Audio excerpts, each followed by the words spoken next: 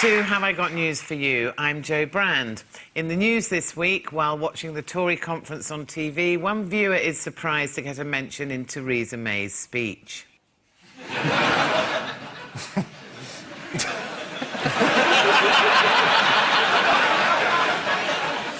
Police admit they should have reacted more forcefully after Colonel Gaddafi is discovered living in a bedsit in Sheffield. What we'll do is we'll keep on calling you over the next few weeks, just to see what you're up to, who you're hanging around with. Okay? And after drowning his sorrows at a particularly depressing Labour Party conference, Alistair Darling decides it's time to head home.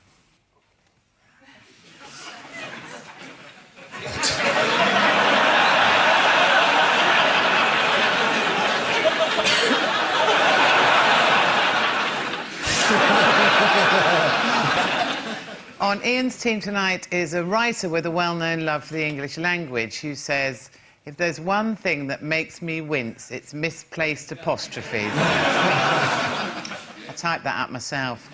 Please welcome Victoria Coren.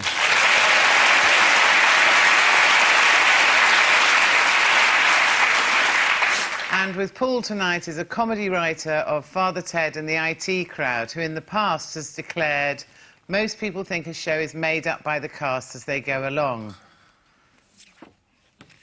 Oh dear, I haven't been given a punchline for that one. Please welcome Graham Linehan.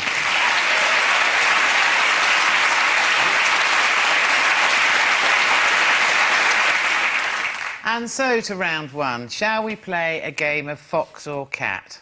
Ian and Victoria, you get the first go. Let's see if it's fox or cat.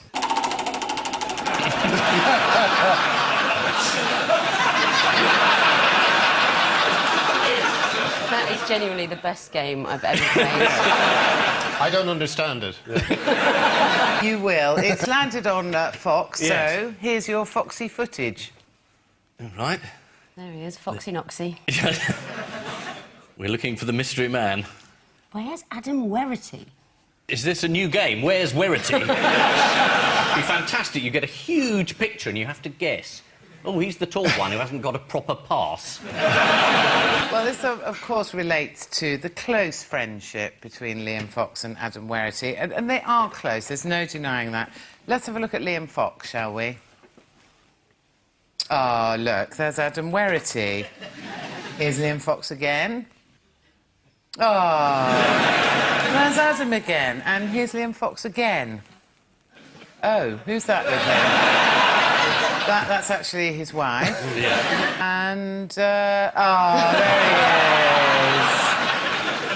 he is. Well, you say it's his wife, it could be a cut out of her head stuck on his shoulder. I bet he was delighted when he heard the show was coming back this week. Well, our mystery guest is Adam Werrity.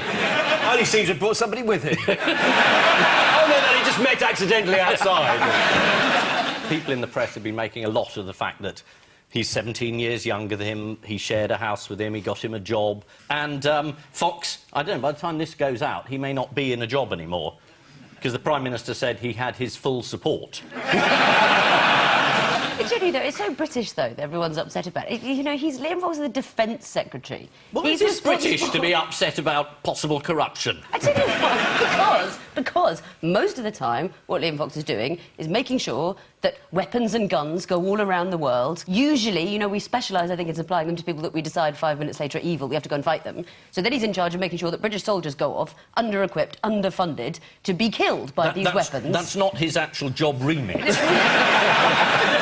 But it turns out he's taken this friend on to a steakhouse he shouldn't have done. That's the moral problem. Yes. It's like finding out Peter Sutcliffe has a parking ticket. No. But I suppose one of the moral problems is that the new Prime Minister came in and said it's a real problem in the previous government, lobbying. That's the big scandal. We're going to sort out lobbying. So in the biggest ministry, with the biggest budget, there's a bloke there and no one knows who he is. So old Werrity turns up and there's a 4-star American general or the Israeli ambassador, and the defence minister says, have you met Adam? He isn't vetted by security, he's got no pass. Would you like to tell him everything about your job? Yes, fine, that would be super. You say 4-star American general, is that one with excellent restaurant facilities? Now, the press enjoyed it, particularly the cartoonists. They had an absolute field day. Here's the Sun. They liked it. Oh, because his name's Fox. Get it? The Telegraph, The Independent had much the same idea, but at least we can rely on Newsnight to raise the tone. Let's have a look. Labour MPs are not normally in favour of fox hunting, but for the Defence Secretary, an exception. What's he doing in the long grass, and is he there on his own? I mean, you say the press have gone overboard, but Mr. Werrity, he's his friend, and when Mr. Fox was health spokesman, Mr. Werrity had a health consultancy. When he became defence spokesman, he had a defence consultancy. There's a lot of coincidences in life, aren't there? OK, look, I hate to come back to this, but he's the Defence Secretary. It's the most evil post in the Cabinet. He should be driving around in a car made of skulls. He should be dressing as Skeletor. Should we just have a look at the business card that he was giving out? Looks quite posh, doesn't it? You might as well print on it, "My friend's got a proper job."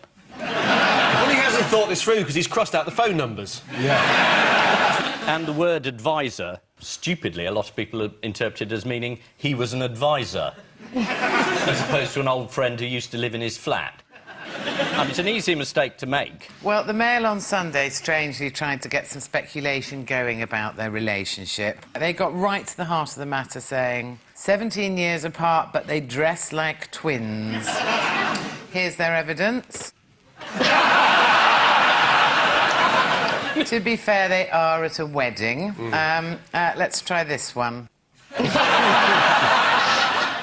And what are they doing there? That is a bit weird.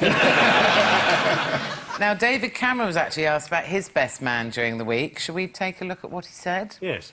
Have you ever taken your best man on a business trip? I had two best men, actually, and I don't think I've ever taken either of them on a business trip. Ooh, two best men. Now, what did Liam Fox actually do when the issue hit the headlines last week? He demanded an immediate inquiry into what he'd been doing. He did. And if he found out that any wrongdoing had occurred, he'd be the first to know about it, and he'd be extremely disappointed if that was the case. Find out if I've done anything wrong. And if you've been lying to me, I'll find out. And how many meetings did Liam Fox initially say he'd had with Werrity when he was asked 6. about it? 14, 14. apparently. He meant 40. Well, by Wednesday, it had indeed gone up to... 40. 40. Easy That's right. slip to make. Yeah. And they met 18 times abroad and 22 times in this country, so far as we know. And Liam Fox actually used a rather curious phrase in the House of Commons when he was asked if Werrity had made any money from their friendship. Oh, yes, he denied there was any transactional behaviour. Yes. Try that next time. And people don't use language like that if they've not got something to hide. That's a weird thing to say. You suggesting that the Minister of Defence has something to hide? Why do you keep picking up on that? That's obviously what we're all suggesting. Well, I'm shocked. Absolutely shocked. He did one of those brilliant apologies that politicians do now. Have you noticed that? He said, mistakes were made. That's right. Well, by who? You? At all? Yeah. It's this brilliant use of the passive, isn't it? An impression of wrongdoing. Funny, you get that impression when someone's been wrongdoing. Yeah. This is my impression of wrongdoing. That's really good. So who was paying him? Oh, yes, well... Oh, Atlantic Bridge. Yeah, he was given 90 grand by Atlantic Bridge. A charity which is supposed to improve relations between Britain and America. Indeed. Or just Britain and American arms companies, I'm not entirely... That really needs a charity. Absolutely heartwarming. Yeah. Not quite as attractive as donkey sanctuaries, is it, really? Do you know where he was living in 2002 rent-free? Sorry, I mean without any transactional behaviour. He was living in Mr. Fox's flat. He was. Funded almost entirely out of Liam Fox's own expenses as an MP. Right. And just worth reminding ourselves, I think, incidentally, that in order to renovate this flat, Liam Fox upped the mortgage on it by £180,000, and then he upped his MP's expense claims to cover it, which means that, in a way, you and I were paying for Adam Werrity's accommodation. Gives you a nice warm feeling. And let's go to Dubai for a bit, shall we? let's. Yes, let's. What a lovely place it is. Indeed. It's the kind of place where nothing shady ever goes on. It's very hot.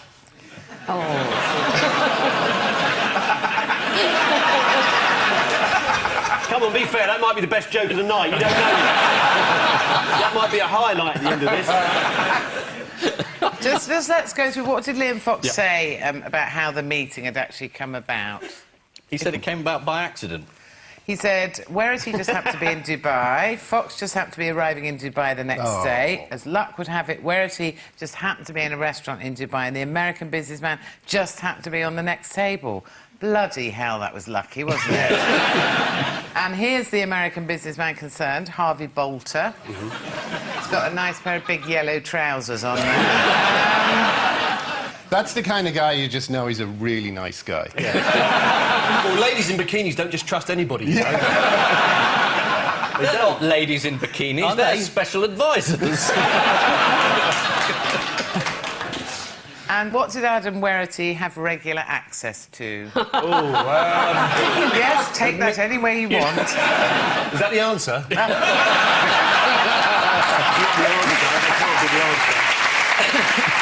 Access to his Diary, that's absolutely right. So when he was returning home from a war zone, Mr. Werity knew where he would be. Well, you would think if he had access to his diary, he'd be able to plan ahead a bit more, wouldn't he? Yes. Rather than relying on chance. But, yes, this is the only bit of Fox News worth watching. As speculation grew over the nature of Liam Fox's friendship with Adam Werity, The Guardian reported that support from backbenchers has been full-throated. That's from their new political correspondent, Julian Clary. According to BBC News, Liam Fox once abseiled down a 25-storey tower for charity. Either that or his wife had just come home early.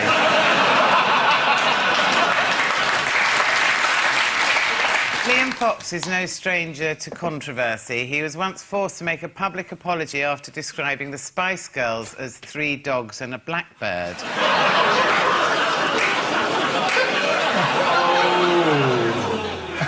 It was then that he realised to keep him out of trouble, what he really needed was an advisor. Paul and Graham, you get the next spin. Well, somebody cheered, you're easily pleased. So we've got the cat out of the one option that was left. So this is the cat that didn't bark in the night. Theresa May said, I'm not making this up, and then famously said something that was made up. Yeah, should we take a look at this, then? We're supposed to talk, aren't we? Oh, yeah, of course, yeah. Sorry. I'm so into silent film, I thought it was one I hadn't seen. There's Charlie Chaplin. Oh, no, it's not him. Coming through. Cat coming through the door. Oh, yeah, I see, yeah. Okay. Think we covered that? Yeah, well done. Well done. I drifted off completely. So it's the cat, yeah, the cat that she made up, that she didn't make up, but it was made up. The cat didn't want to emigrate, and somebody found out had a job as a window cleaner. But then the cat spoke fluent Bulgarian, and it was allowed to stay. And I'm not making this up.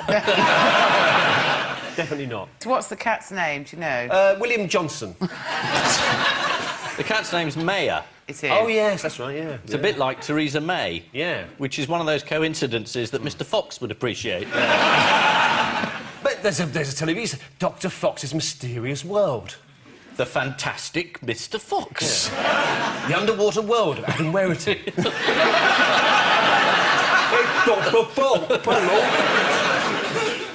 And what does the whole situation prove? That when politicians make things up, they shouldn't say, and I'm not making this up. Yes. What do you want to know about this Well, cat? no, I think it... Yeah, what do you want to know about this cat? Who are you? I don't know. I think we found that out earlier. I've got no Why are you idea. asking all these questions? Yeah, it's like you come in for a I'm passport. not standing for this for... How many years does it take to get a passport in this country? We've come here for 20 years. Well, I know a bloke who can probably fix one at the minute. Do I have to travel under the name of Adam Werity? I don't mind. I've done worse. Have you? No. No. I didn't think you had. I haven't got the nerve. Personally, I was very relieved to hear that a cat was a sign of having a settled family life. I wish someone would tell my mother that on my behalf. Well, I think Theresa May used it to illustrate the sorry state of justice in this country, didn't she? Yeah, You know, she was in it's- front of a home Tory audience and she said, you know, there was a Bolivian student immigrant who was allowed to stay just because of his cat. And Kenneth Clarke was in the audience and no one's really told him about the etiquette of being in the Tory party. So he said, childish rubbish! Which was considered very bad form. So then they had this argument. And who was proved right? Well, in the original case, the cat was brought up.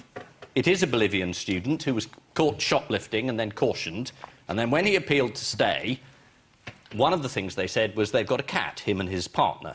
But it wasn't the main reason he was allowed to stay. So the truth was, as ever, not there.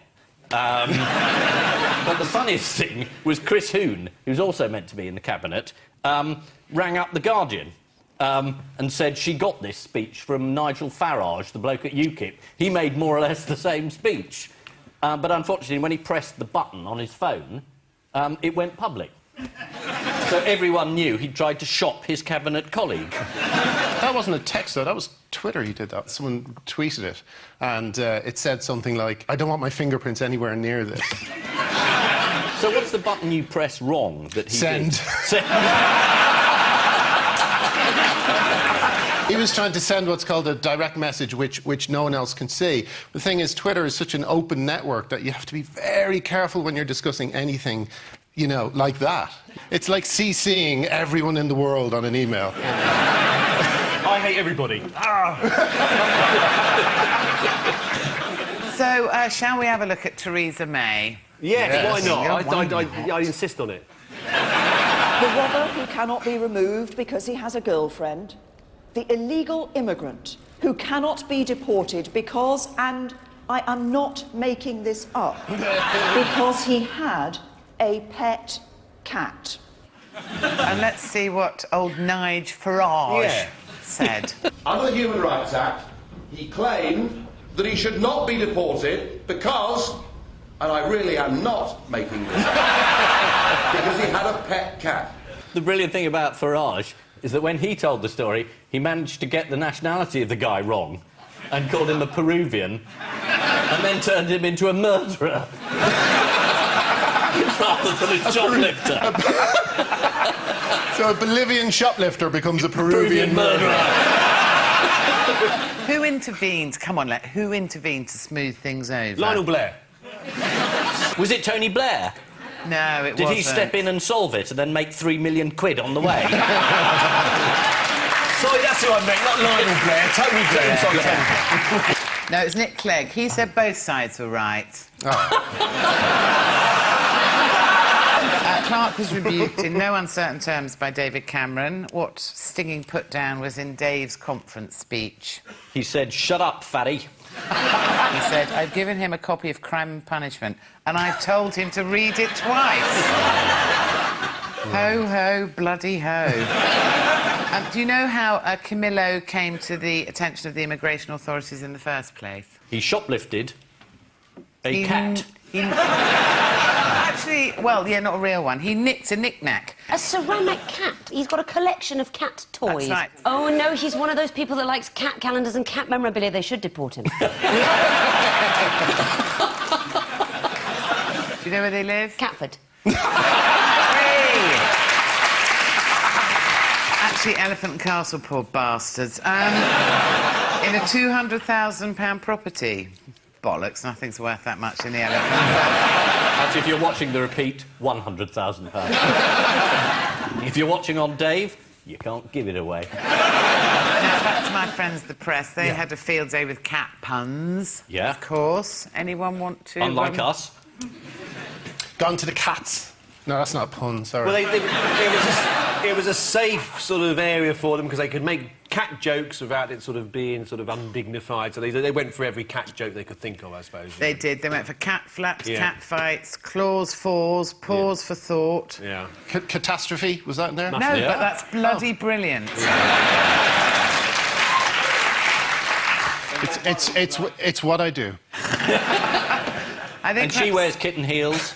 Yes. So that was there. Wow. And he wears hush puppies, which isn't cats, really. No. I suppose. And they catched him. No, they caught him. Damn. It's not easy, is it? Not easy, no. How do you do this every week? No, no idea. Staying with catty comments, Yes. let's talk about retail guru and advisor to David Cameron, Mary Portas. She said something very rude in a magazine interview about Tory female ministers. Do you know what it was? Yeah, they're all ugly, she said. Yeah, she said they're an ugly bunch and I can't look at them. So for no other reason than there's another woman here, should we have a look at some of the clothes, Victoria? Oh, let's have a look. Right, I have to say, what's wrong with each of these ministers' clothes? Let's start with Cheryl Gillan. Is it made of cat? I mean, assuming that's not real fur, I think that she looks perfectly nice. Well, absolutely, it's fake fur, but Mary Porter says it's too big. She could be standing on the shoulders of a midget. Who's just a close friend who, by coincidence, has happened to be walking underneath the coat at the time that she came out of the... Every so often, a little hand comes out with a card. Yeah. Sometimes a cup of tea if the mood's right. All right, well, here's Theresa May. What did Mary Portas think of this? I think that's nice. Am I mad? I think that looks quite nice. What? Yeah, me too. Really? Yeah. Yeah. And what I say in retail... It does look a little bit like an explosion in a zebra factory, but that's... that's all right. Well, Mary said the coat looks too much like a house coat. We go back to the picture of Mary Portas. Oh, none of that works. She's got 2 watches on. Well, apparently, with Caroline Spellman's outfit, the colour's boring. Yes, it's black that no one ever wears, No. except every clothes designer in the world, while trying to make everybody else dress in ridiculous Lady Gaga nonsense. Sounds like a personal issue there. Have you been stung by the Lady Gaga fashion industry? Yeah, that was a very embarrassing weekend. Yeah. Those bacon trousers. You can't wear them outdoors. No. They don't tell you that when you buy them. Dogs chase you. The pork sausage underpants are doing it for me. And, of course, they don't allow this sort of sexist attitude towards women in Ed Miliband's Labour Party, do they? Does anyone know what they've called the new influx of women into Ed's new shadow cabinet? The militards or something. Something like that. Ed Miliband's bunch of rough prostitutes. Trollops and strumpets, every one of them. It's Millie's Fillies. Oh. That's hideous, isn't it? Well, finally, what other story rocked Parliament this week? Oh, that must be about Big Ben leaning over. It is indeed. Will you listen very carefully to what this expert had to say about it? OK. Well, we're talking about a 300-foot tower which has a 0.26-degree lean, which is absolutely minute. To give you some idea, the Leaning Tower of Pizza is 5 degrees.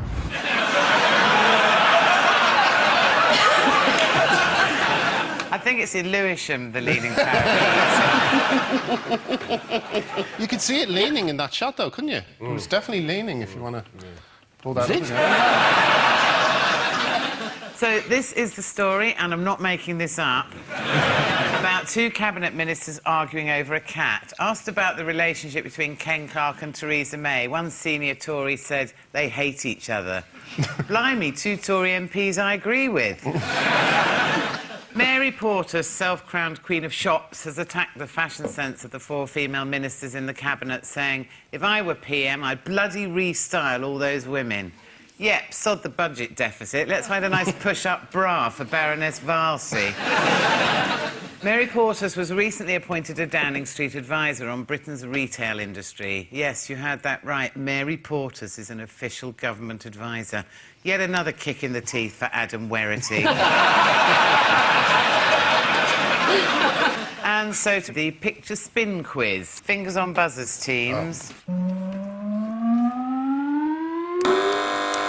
The clue is the ferry. This is the English rugby team coming back from their not very happy World Cup, and this is a member of the team deciding that the best way to celebrate being knocked out was to jump off the ferry and swim to the nearby pontoon, I suppose they're called.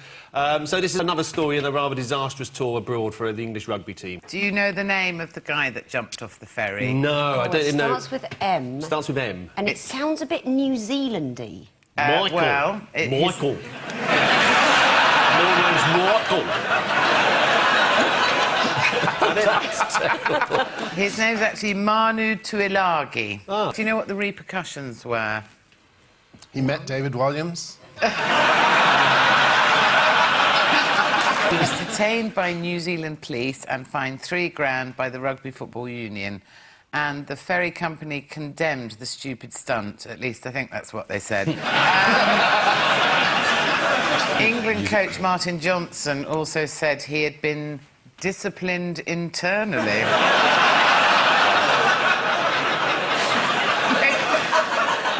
Tuilagi's stunt rounded off the team's tour of shame rather nicely. What else did they get up to while they were down under? Ball swapping during a match. That's where right. I don't know, I didn't see this, but I don't know how you think you How get do you away do with that? this. Well, it's apparently the Johnny Wilkinson, the guy who specialises in taking the goal attempt. He likes a particular brand of ball, so when the ball went out of play, they just sort of brought the other ball on and gave it to him, and he, you know... They pretended one of the players was pregnant. I know. They don't think these things through. And the biggest scandal involves Zara Phillips' new hubby, Mike Tyndall, of course. Oh, what yes. did he get up to? Nothing. But that's not what it looked like on the suspicious footage. Well, let's just have a look at a picture of him and see what you think. She could be inflating him. Do you know what was noteworthy about the venue that evening? It was a bar where the entertainment is dwarf throwing. That's correct. It was their Mad And I'm not Midget making it Weekender. What did the bar manager, Rich Dean, have to say about it? We're open every Monday. He actually insisted the England squad were impeccably behaved, saying... How can you be badly behaved at a midget throwing? You refused to throw a midget, I suppose. No. Well, he said there was no dwarf throwing, that's just not cool. He then went on to say they were great lads not throwing the midgets. It was all light-hearted, good-humoured fun. Tell that to the little people, Rich. Anyone here ever thrown a dwarf? What sort of answer do you expect? Well, you Yeah, I never know. I've thrown a small person. That was one of my children into a wall. But, you know... We've got to learn sometime. Yes, right. Absolutely. Mike Tyndall got into trouble when he was seen in a bar with an old flame. Old flame, of course, meaning ex-girlfriend, not something shooting out of a rugby player's buttocks. Fingers on buzzers, teams.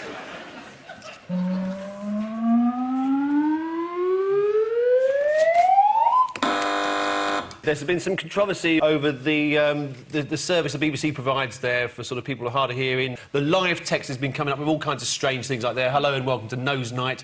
It sounds to me like if you weren't relying on it, it'd be quite a sort of funny thing to be watching. I wouldn't mind that in real life if people just sort of, you know, there was a slight delay on what they said and then you had somebody else's interpretation of what they might have said via a computer. It is. It's really good fun. Yeah. Has anyone seen any good ones? I have, but I can't remember any of them, but you probably got it written down. Well, I have. If you haven't, then we're wasting our time, haven't we? But my favourite, which isn't written down, was, in fact, an Anne Widdecombe statement where she was talking about something being an analogy, and that came up as anal glory. It's marvellous, isn't it? It flowers once a year, doesn't it? But here are some of the ones I have got written down. They referred to the leader of the opposition as Ed Miliband. They told viewers, we will now have a moment's violence for the Queen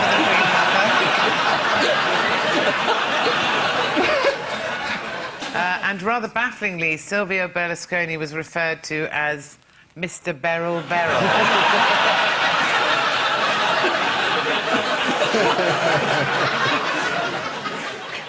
Spontaneous poetry is what it is. Absolutely. And this is one of my favourites. They referred to Rowan Williams as the arch-bitch of Canterbury.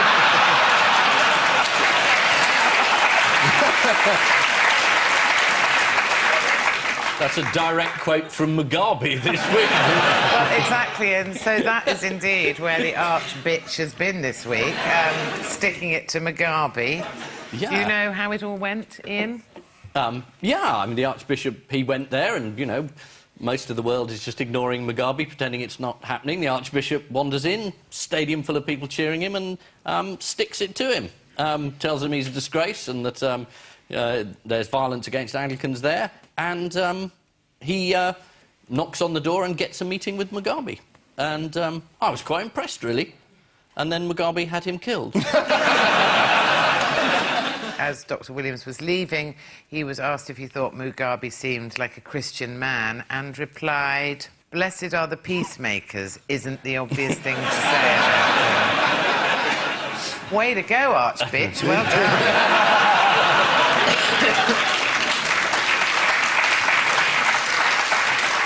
So, this is about the idle morons at the BBC who can't get the subtitles right. The BBC has also been accused of political correctness by ordering presenters to avoid the terms AD and BC, which I think is a bit of a shame. We've been using those terms since... Oh, I don't know how to describe it. BBC presenter Andrew Marr says he has no problem with BC and AD, though since that paternity test, he's not so keen on DNA.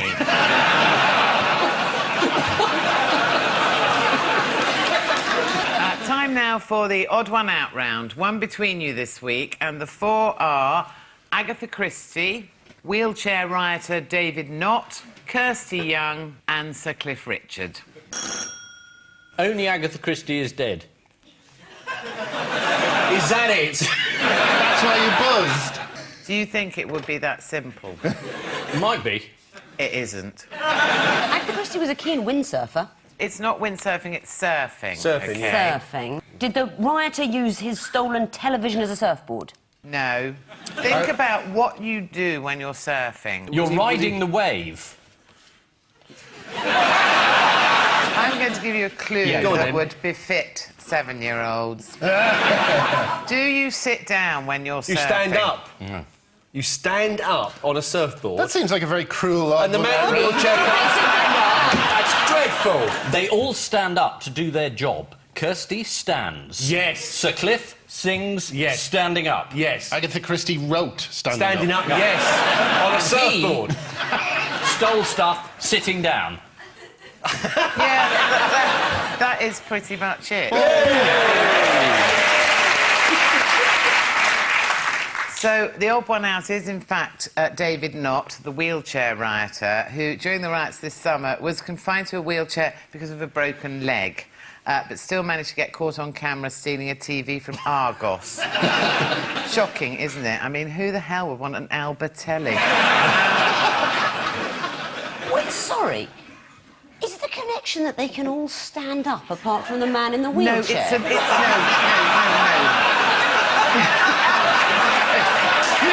No, it's slightly more complex. I hope so. Yes, well, I'll tell you in a minute. Agatha Christie, according to a new book, may have been among the first Britons to learn how to surf standing up. Shall we have a look at her with her board? Fred. Was that Fred the name the of board. the board? That's not something she stole from the cemetery, is it? It does look, you know, the bit you can't see, may you rest in peace, is just right behind my head. She must have been a really good surfer to surf on a tombstone. Yeah, exactly. That's how Fred drowned in the first place.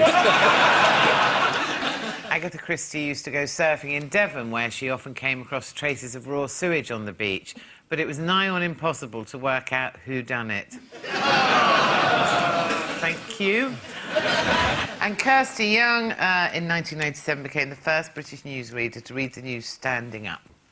Fair dues or not fair dues? Is that a good thing to do? I guess when you look at old newscasts, it does seem a bit strange that everybody's sitting behind desks. Maybe next series, you guys will just be wandering around here. I Early days kind of of passing radio. each other and saying bon mot and then moving on. Tossing off an impromptu. Now, Cliff Richard this week actually revealed I watch TV standing up to stop myself shrinking. It's one of the things Cliff does to avoid curvature of the spine. He says, I stand bolt upright when I'm cleaning my teeth. Yes, it's all about posture, Cliff. Back straight, toothbrush held firmly in one hand, teeth held firmly in the other. Because he has got a sexy calendar out this Christmas. Right. Do you know what sort of poses it includes? Topless. Well, in January, he's hugging a dolphin. In April, he's caressing a horse. In October, he's stabbing a camel. T.S. Eliot said it was the cruelest month. Cliff is currently promoting his 2012 calendar. He told the Daily Mail, when you reach my age, you have to accept there are some things you mustn't do, like wear leather, because no one can tell where the jacket stops and the neck begins. According to the Daily Mail, Kirsty Young used to present Channel 5 News, flirtatiously perched on the edge of her desk. I tried doing that on this show, but I flirtatiously broke the desk. Time now for the missing words round, which this week features as its guest publication the Telegraph Pole Appreciation Society newsletter. They don't do pylons, they're not perverts. We start with, were the Germans what in '66? Poles.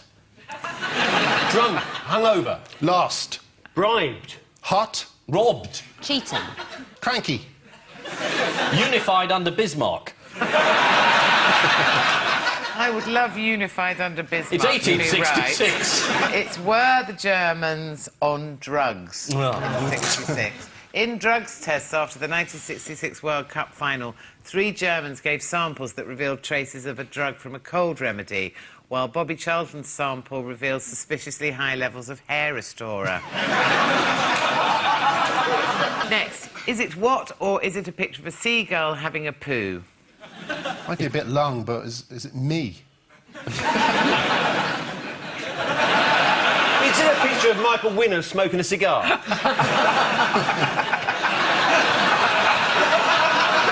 Triumphantly on his set of his latest film. Looks great. Is it art? Is it a telegraph pole? No. Getting hot in here? Tree. Yes. All right, is it proof that UFOs exist, or is it a picture of a seagull having a poo? Let's have a look and see what you think. It couldn't be poo because the trajectory is wrong. Yeah. I'm no Professor Pooh, but... Next, be careful with what, madam, it could cause offence. That cartoon of Mohammed? Don't broadcast that. No, we won't. That was just for us.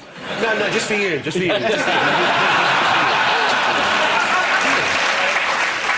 No, it's be careful with that ice lolly, madam, it could cause offence. A group of Finnish lawyers has suggested new EU sexual harassment laws should cover women eating ice creams provocatively in front of male colleagues. I wouldn't do that. I always make sure I'm alone before I open my mivvy.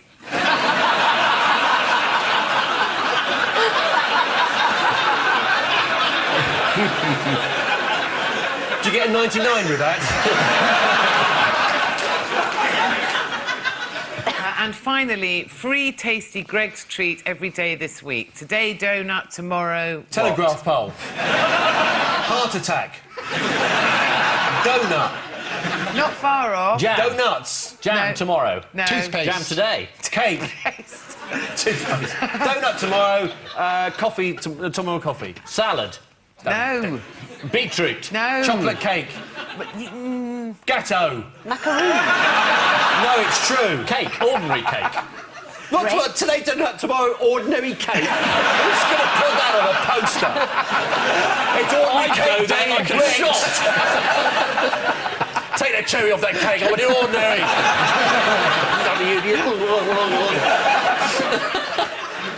I'm going to have to tell Tell you... us. It's tomorrow muffin.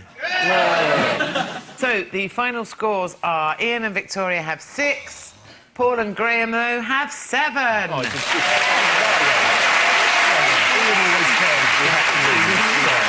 They don't win.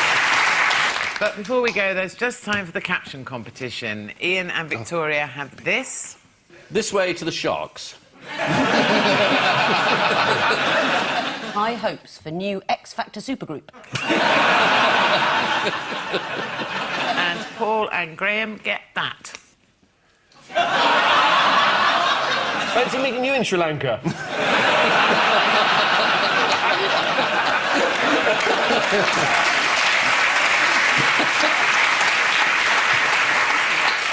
On which note, we say thank you to our panellists, Ian Hislop and Victoria Coren, Paul Merton and Graham Linehan. And I leave you with news that moments before receiving his knighthood, there's some last-minute preparation for Sir Bruce Forsyth.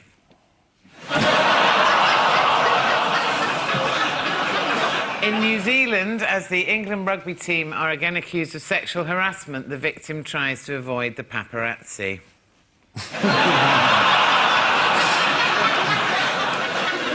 And at Heathrow, there's embarrassment for Liam Fox as one of his suitcases bursts open.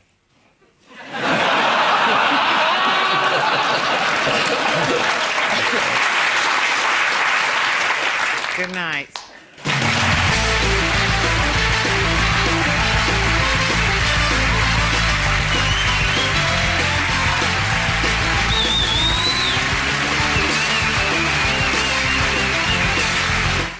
Well, more questions and answers here next tonight on BBC One as we ask Rod Gilbert. While taking the mickey over on BBC Two now, Dara O'Brien and his comedy pals mock the week.